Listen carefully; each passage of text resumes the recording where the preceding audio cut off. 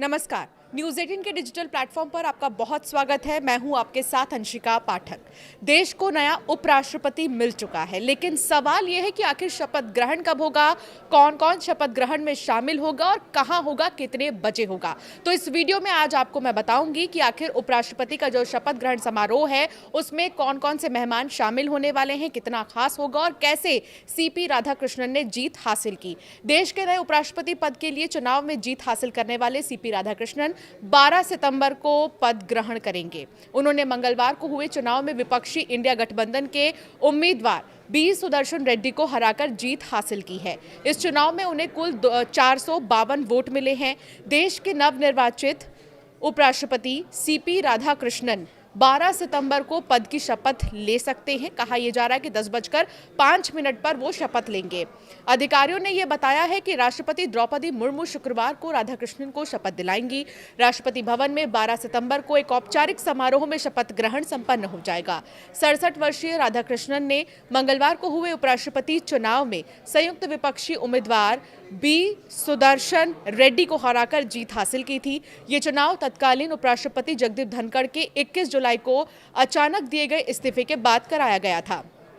संसद भवन में मंगलवार को हुए मतदान में राधाकृष्णन को 752 वैध मतों में से प्रथम वरीयता के 452 वोट मिले थे, जबकि रेड्डी को प्रथम वरीयता के महज 300 वोट ही मिले थे।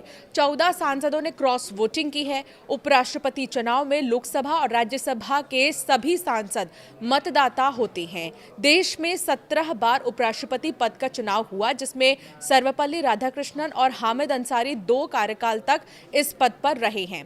निर्वाचन अधिकारी पीसी मोदी ने बताया कि 781 मतदाताओं में से 98.2% यानी कि 767 ने मतदान किया। इनमें 15 वोट अवैध पाए गए, जिससे वैध मतों की संख्या 752 रह गई। वहीं एक डाक मत को रद्द घोषित कर दिया गया, क्योंकि संबंधित सांसद ने वोट डालने से इनकार किया।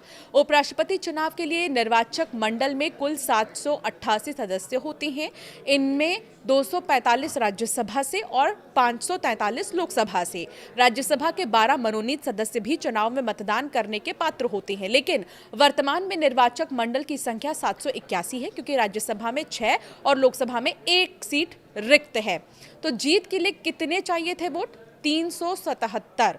भाजपा न सिर्फ विपक्षी इंडी गठबंधन में सेंध लगाने में कामयाब रही, बल्कि भाजपा कांग्रेस से समान दूरी की नीति अपनाने वाले दलों के मतदाताओं के बड़े हिस्से को भी अपने पक्ष में करने में कामयाब रही। बीजू जनता दल, भारत राष्ट्र समिति, अकाली दल और एक निर्दलीय समेत कुल 13 सांसदों के मतदान से दूरी बरतने और एक डाकमत रद्द होने के कारण कुल मतदाताओं की संख्या 767 रह गई थी। इनमें भी 15 मत अवैध पाए गए। इसके बाद जीत के लिए जरूरी मतों की संख्या 377 रह गई थी। इसके अलावा राजग उम्मीदवार राधाकृष्णन को जीत के लिए जरूरी मतों से 75 मत अधिक मिले।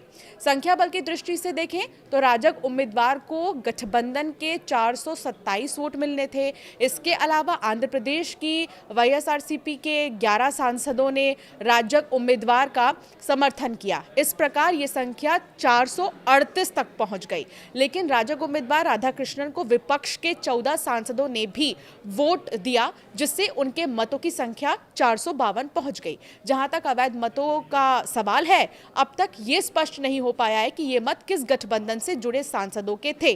वैसे सूत्रों का यह मानना है कि इनमें ज्यादातर विपक्षी गठबंधन के सदस्य थे। फिलहाल कौन कौन शामिल होगा उपराष्ट्रपति के शपथ ग्रहण में, ये सवाल बरकरार है। तो अब तक की जानकारी के मुताबिक एनडीए के जितने भी नेता हैं, एनडीए गठबंधन के जितने भी नेता हैं, बड़े लीडर्स हैं, उनको इनवाइट किया गया है। इसके अलावा जो पूर्व में रहे उपराष्ट्रपति हैं जगदीप धनखड़, उनको इनविटेशन दिया गया है, वो भी शामिल हो सकते हैं।